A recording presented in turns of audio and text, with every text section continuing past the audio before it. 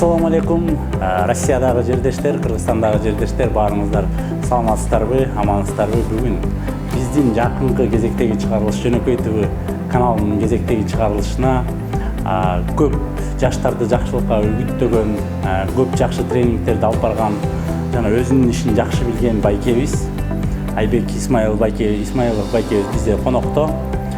Бүгүн өзүбүз эле үйрөнүп, өзүбүз эле көрүп, өзүбүз эле акыл насаат ала бербей болгон көрүүчүлөр менен Айбек байкенин оюн, пикирин жана жакшы үгүттөөчү, ийгиликке үгүттөөчү сөздөрүн сиздерге угузалы деп, интервью алалы деп чечтик. Анда эмесе Айбек байке кишини өзүңүз тааныштырып кетсеңиз, анан маегибизди улантсак. Ассаламу алейкум, туугандар. Аты жөнүм мазмат айткандай Айбек Исмаилов. Кыргызстандын кулунан Кудайга шүгүр. 3 жылдын атасыбыз. Москвага келип кетип иштеп жүрөбүз. Акыркы 1 жылдан бери ушул жердемин. Ага чейин 4 жыл мурун иштеп Кыргызстанда барып 2 жыл жүрүп кайра келдик. Азыр Москвада ишкерлик кылып атабыз. Кудайыма шүгүр. Кыскача ошол. Анда биринчи сурообузду ошо ийгилик жолунан баштасак. Сиз көбүнчө ошо ийгилик менен исламдагы жолдорду көп айкалыштырып айтасыз. Анан эң жакшы мотивационный тренингтер бар силерде. Кантип кыйынчылыктан чыгыш жана кантип бир депрессияга батпоо деген сыяктуу ошо ойлоруңуз менен биз менен бөлүшө кетсеңиз. Депрессия, мисалы сөзүңдүн акыркысынан депрессиясы кулагыма жакшы болду. Себеп депрессияга адам баласы келгенде бир жаман бир кыйынчылыкка учурады, мунун артында жол жок деп ойлойт, бирок чындыгында андай эмес. Себеп бул жашоонун мыйзамы, бул жашоо негизи машакаттан турат. Бирок машакаттын артында сөзсүз бир жакшылык бар. Себеп адам машакатка түшүп бир орусча айтканда бир вопросту чечкенде, Машакат деген проблема, ооба, проблема. Бир проблема башына түшүп, бир мүшкүл иш, бир машакат башына түшүп, ошол ишти чечем деп ошонун артынан түшкөндө, ошол иш чечилип аткан убакытта ал билинип, билинбей аябай бир жогорку деңгээлге өсөт да. Ошол өсүп аткан маалда ал депрессияга түшпөй, кайгырып, чүнчүп артка кетпей, өзүнүн бир жолун таап кетсе. Анткени кандай десем, эми шайтанды этектегендер деле өркүн өсүп, жыргап жүрөт. Кудайды этектегендер кантип өспөйт деген суроо бар да бул жерде. Анткени ушул аланы жараткан Кудай талан этектеп, Кудай деп ниетин түз коюп, аракеттенип, адал жактан күнү түнү бул жерде дагы бир айта кетчү нерсе, максат менен эмгек экөө бириккенде, экөө жуурулушканда гана бир нерсеге жетет экен да.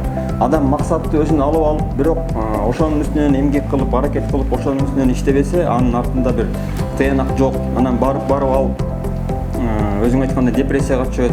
Ушундай жолдон алыс болуш үчүн адам баласы жатып турганда эки нерсени өзүнө алса, биринчи максатты коем, экинчи ошол максаттын үстүндө менет кылып иштейм, эмгек кылып. Эмгек менен максат жорулуш керек экен да. Ошол эми сиздин оюңуз боюнча эмгек кылса, биринчи максат коюш керек, көрүнбөгөн нерсе. Көрүнгөн эмгекти кылыш керек, анан ошол максатка жетет да. Ошол ийгилик жолуна баратканда өзүңүз билесиз, ал оңой жол эмес да. Кыйынчылыктар бар, банкротство деген бар. Анан ошол учурларда кандай кылып чыгуу керек дагы, анан ошо ийгилик жолуна кандай орусча айтканда окружение, кандай адамдар менен барган туура? Эми бул жерде банкротстводан эч ким мындай орусча айтканда не застрахован. Ал нерсе болушу мүмкүн, болуп да келет. Бул жерде эгер жанындагы командасы, жанындагы чогуу жүргөн ишкерлери, теңчтары, жора жолдоштору, катыштары ошолор өзүнөн күчтүү болсо, өзүнөн адеттүү, өзүнөн ыймандуу, өзүнөн билимдүү, өзүнөн тажрыйбалуулар менен жүрсө, ал бала мындай ошондой жерден тез жана оңой чыгат да. Себеп элестет, баягы сөз бар, эгер өзүңдөн жакшылардын этеги болгон жакшыраак, өзүңдөн жамандардын башына тургуча деген сөз бар. Ошон үчүн эгер адам өзүнүн окружениясында, орусча айтканда зона комфорта болуп, бир өзүнүн слабыйлардын арасында баш болуп жыргап жүргөн, бул ийгилик алып барбайт деп эсептейм да. Себеп өзүбүз эле практикадан алсак, эгер өзүбүздүн күчтөр менен чогулуп, өзүбүздүн күчтөр менен жүрсөк, ооба, биринчи убактарда ошолордун арасында өзүбүздү ыңгайсыз сезип, алар баарын билип, баарына жетип, билгиликтерди жаратып атса, сен бир жакта жарата албай туруп, ошонун арасынан чыкпай, наоборот, ошолор менен чогуу болуп, ошолордун арасында жүргөндүн артында сөзсүз жакшылык жана ийгилик бар да. Кыргызда сөз бар да, мен жөнүндө айтып бериңизчи десе, сенин досторуңду көргөз, анан сенин ким экениңди айтам дейт да.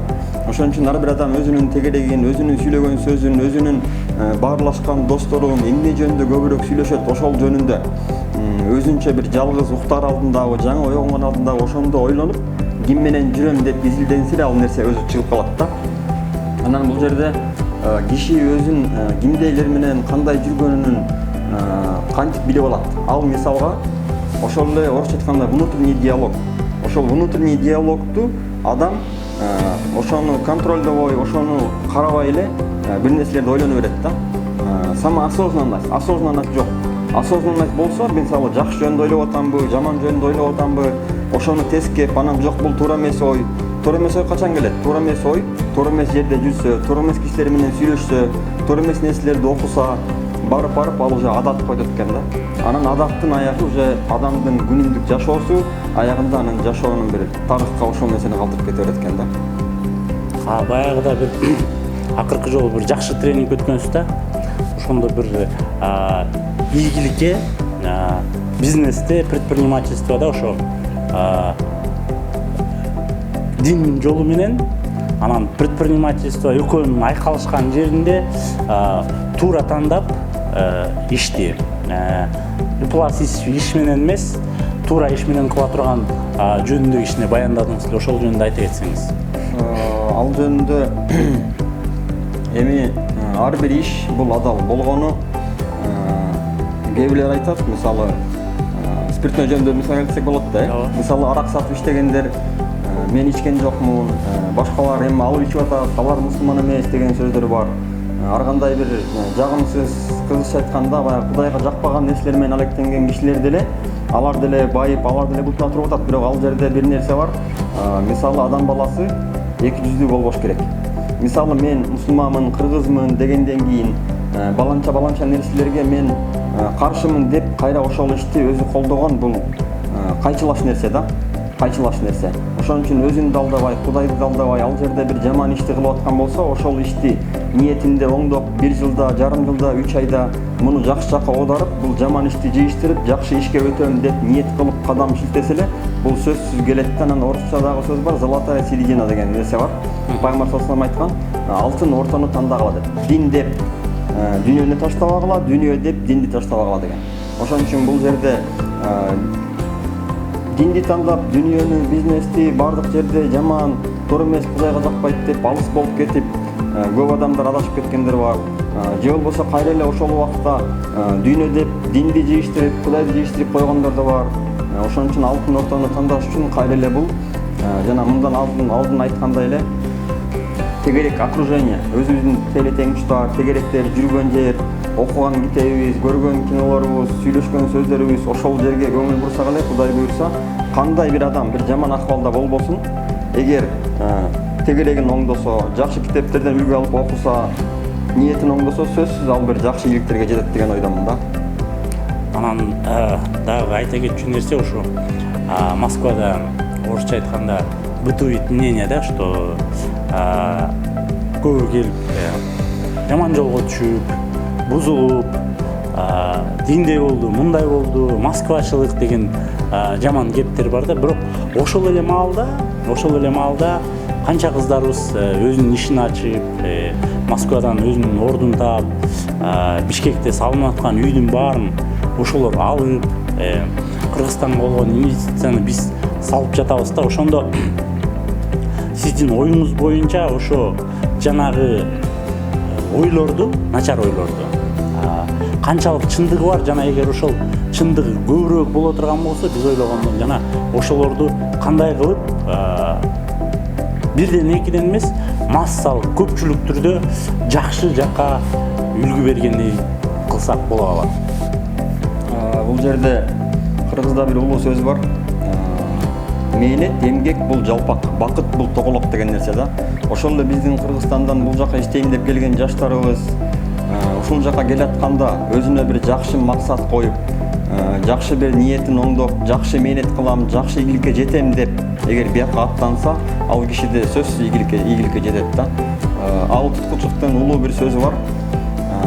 максаты жок киши баратасы жок футбол ойногон менен барабар деп бир өзүнүн жамактап ырдаган сөзү бар. Ошол сөзү мага абдан жаккан.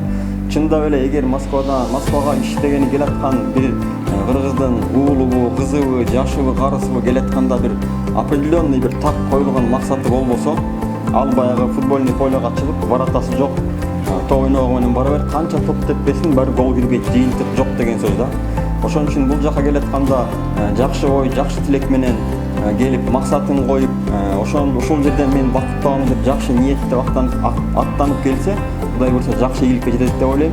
Анан бул жердеги жагымсыз баягы туура эмес болуп аткан иштердин себептеринин бири негизи азыркы дүйнөлүк экономика, азыркы дүйнөлүк мындай адамдарга болгон таасири, азыркы дүйнөлүк баалуулуктар көп таасир берип атат да.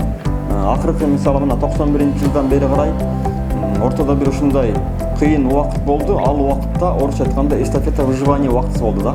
Ошол эстафета выживания убагында адамдардын башын тебелеп болсо дагы бир ийгиликке жетем деген принцип менен жашап келгенбиз да.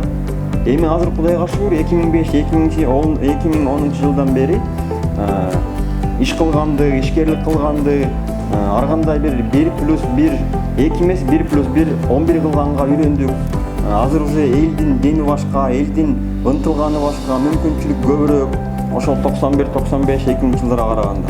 Ошон үчүн азыр биз Кыргызстандан жаштарга көбүрөөк тренингтер болуп атат. Жакшы бир YouTube каналдарда, Facebook'ta, ар кайсы соц тармактарда бир жакшы сөздөр, жакшы кеңештер болуп атат. Ошол жактан адам жолун тапса, мен ойлойм, ал максатына тез жетет. Анан максатына мисалы тез жетүүнүн жолдору кайсы бир ишти аркалайм десе, ошол ишти кыла элек деле, ошол иштин профессионалы болгонго азыр мүмкүнчүлүк бар. Китептер бар, ошол эле литературалар, ошол эле соцсет, ар кандай ошол иш менен мисалы алектенген киши менен сүйлөшсө, Москвага барып кеткен киши менен кеңешсе, анан кайра эле бул жерде адамдын баалуулугу, адам эмнени тандайт. Мисалы, мен жактырган нерсени башка бирөө жактырбашы мүмкүн.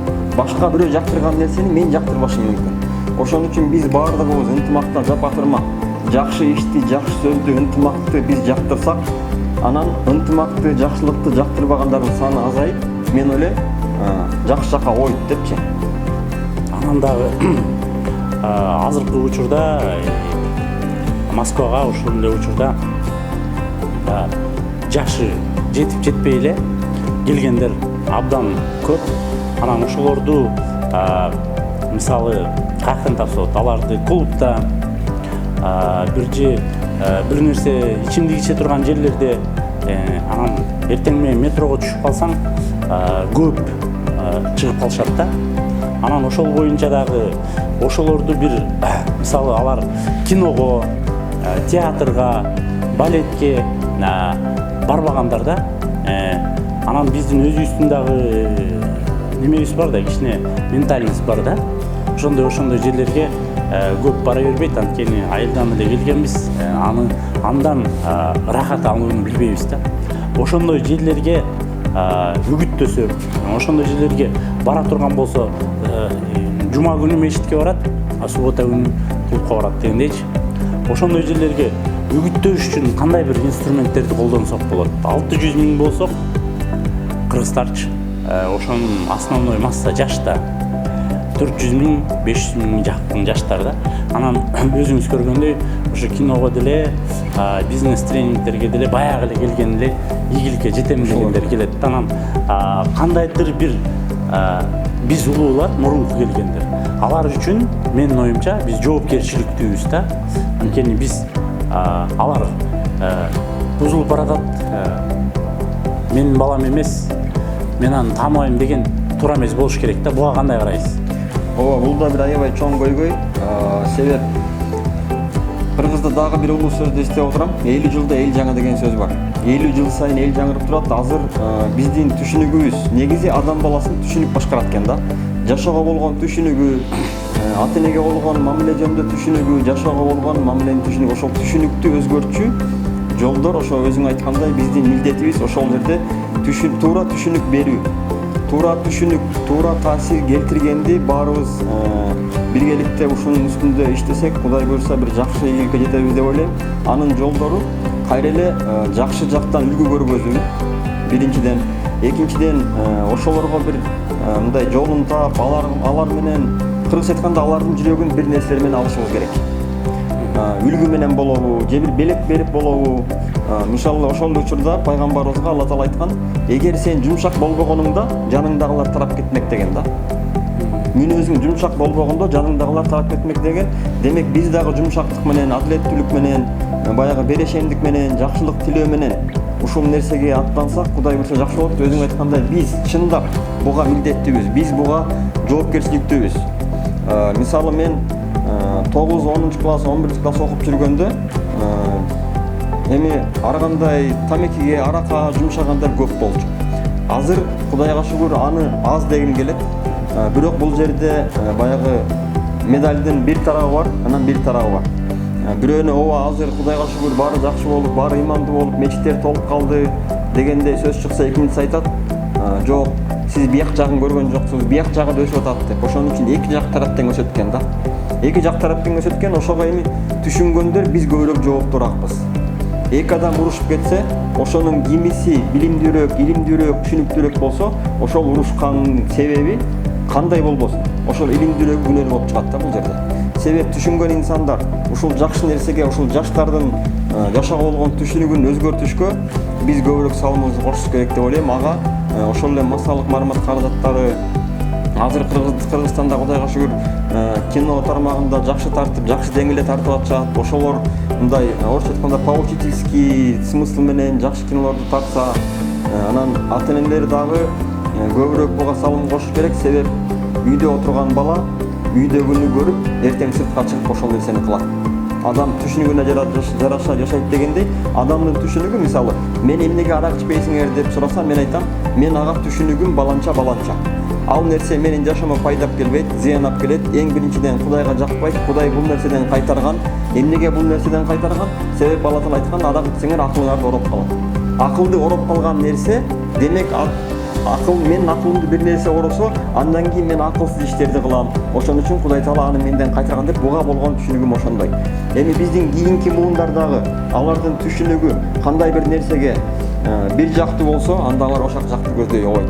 Эгер ага болгон түшүнүгү башкача болсо, анда тетири жакка коюп дегендей эле ошол түшүнүктүн үстүндө иштеш керек деп ойлойм. Жакшы, анан дагы акыркы суроолордон берейин. Акча каражат боюнча.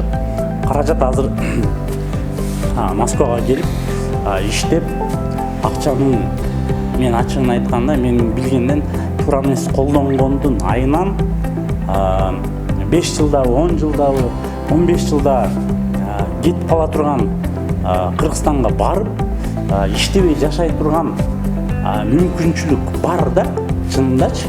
Анан ошону колдонбой, туура эмес колдонгондор боюнча, ушу акчаны туура колдонуу боюнча бир кандай бир жакшы бир ойлорду айта аласыз? Бул боюнча менин бир эки дос балам, бирөөсү за граница иштеп, бирөөсү Кыргызстанда жүрүп, анан келет дагы айтат, мен 4 комнатный үй алган таам, 4 комнаталы Бишкектен алган таам десе, экинчи досум токтотот аны. Токтотуп айтат, сен 4 комнат үй алба, 3 комнат үйгө үй бүлөңдү киргиз, анан дагы 1 комнат үй ал дагы, ошол 1 комната үйүңдү арендага берип коюп, ошонун каражаты менен үйүңдүн расходун жаба бер деп экөө бир топ тартышып, акыр аягында ошого келип токтошкон да. Анан сөздөн сөз чыгып отуруп, Роберт Кийосакинин «Бедный папа, богатый папа» деген китеби бар. Ошол жерде акчаны туура колдонуу, бир нерсени сатып алганда ал нерсе кире шап келе турган нерсе бар, бир нерсени сатып алганда ал нерседен сен чыгар шап келе турган нерсе бар экен да. Ушуну экиге бөлүп алышыбыз керек экен да. Ишкерсиңби, бирөөнүн колун иштейсиңби, айына 10 000, 20 000, 100 000 табасыңбы, бул ага тиешеси жок экен. Колуңа келген акчаны сен келечекте бир максат коюп, ошону сатып алсам, андан мага үлүш келип турабы, же менден үлүш алып турабы? Эгер менден үлүш алып турса, ошонун үлүш алып турган нерсеге жаап тургудай менде киреше барбы деп ойлонуш керек экен да. Ошол эле жанагы дос балам за границадан келип 3 комнат үй алды.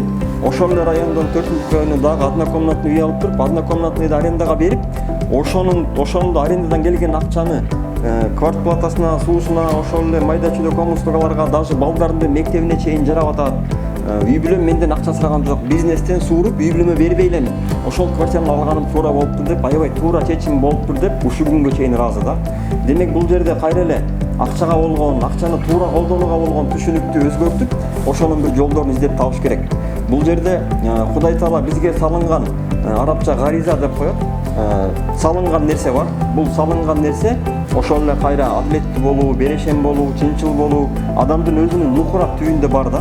Ошол жерде ысырапкорчулукка, жек көрүү, бир нерсени көбөйтүү деген нерсе да биздин жүрөгүбүзгө салынган.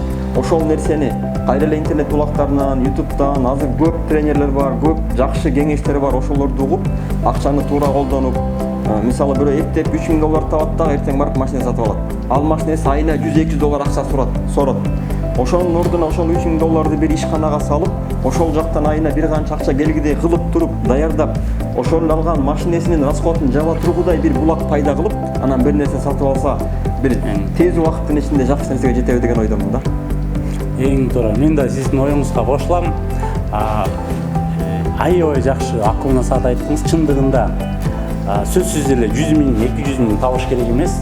10 000 табасыңбы, 5 000 табасыңбы, 3 000 табасыңбы, ошону туура колдонгон билген адам 10 жыл, 15 жылдан кийин жок дегенде биздин пример боюнча Кыргызстанга барганда өзүн өзү жаба турган бир, алып келе турган бир булак жасап койсоңуздар болот, туурабы? Анан акыркы суроо эмес, мына эле айтайын. Өзүңүздүн ушу болгон Москвадагы, Россиядагы, бөлөк жакта жүргөн жаштарга кайрылууңуз кандай деп элеңиз? Ошону бир кайрыла кетсеңиз.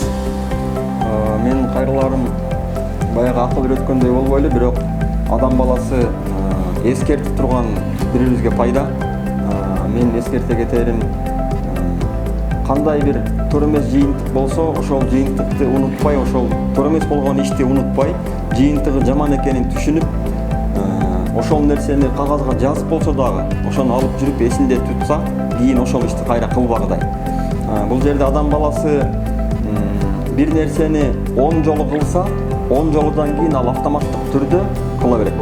Ошон үчүн туура эмес кылган иштерибиз бизге көндүм адат болуп калган жерлердин баарын издеп таап, кагаз үстүнө түшүрүп, ошону бир күндөн болсо дагы ошону кылбайм деп такай өзүн эскертип, өзүн токтотуп, жана жакшы кайсы иштерди кылышым керек деп ошолорду жазып, ошол ишти такай ойлоп, ошого көбүрөөк көңүл буруп, ошол жөнүндө, ошол жаатта жүргөндөр менен кеңешип, ошол нерселер менен жүрсө, мен ойлойм жашоосу жакшыраак өзгөрөт деп. Бул жерде менин бир тааныш бир агаларым мындан 10 жыл мурун Бишкектен уулу менен көчөдөн жолугуп калдык. Анан каяктан келатасыз десем, баламды бокска, спортко берип келатам деп калды. Анан мен спортивный интерес болуп эле кызыгып сурап калдым. Байке, балаңыз жашыраак да спортко эмнеге бердиңиз? Мага мындай орусча айтканда философиясын айтыңызчы дегенде ал, менин балам спортко берген себебимдин эң биринчиси, менин балам спортко барып бир нерсени кечке кыла берсе, ал ага көндүм адат болот. Көндүм адат анын жашоосунун бир характери болуп пайда болот. Анан ал жашоосун өтөт деген. Демек ал жерде эгер бала спортко берилип, ошол жерден бир ийгиликке жетип, өзү ошого көнүп, күндө залга барып, күндө баягы тажрыйбаларды кылып бир деңгээлге жеткенде адам уже калыптанып калат. Кайсы ишти колуна албасын, ал аягына чыга турган болот да. Ошон үчүн берер кеңешим, оюбузду оңдойлу, оюбузду контролдойлу. Ошондо Кудай буйрса арты жакшы болот, жана өзүбүздүн адеп акылакты оңдоочу жолдор көп. Адам эң башкысы баягы сөзүмдө айткандай, внутренний диалогко көңүл бурушубуз керек экен да. Эгер внутренний диалогду ордуна келтирип, ошол жерди тизгиндеп алсак, жакшыны ойлоп, жакшыга көбүрөөк көңүл бурсак, ойлойм Кудай буйрса жашоо сөзсүз жакшы жакка койот. Рахмат маегиңизге, бардыгыңыздарга биздин каналды көргөнүңүздөргө биз да ыраазычылык билдиребиз. Биз муну менен коштошпойбуз. Кичине жай болуп, тыныгуу болуп калды эле. Мындан ары буюрса жумасына бир жолу ийгиликке жеткен, Москвада жакшы иштерди кылып аткан коомдук ишкерлер менен, активисттер менен жолугуп, кичине да болсо жакшы ойлор менен, жакшы саясаты жок, жакшы нерселер менен Жөнөкөй ТВ каналынан бөлүшүп турабыз деген үмүт чоң. Барыңыздар сак саламатта калыңыздар.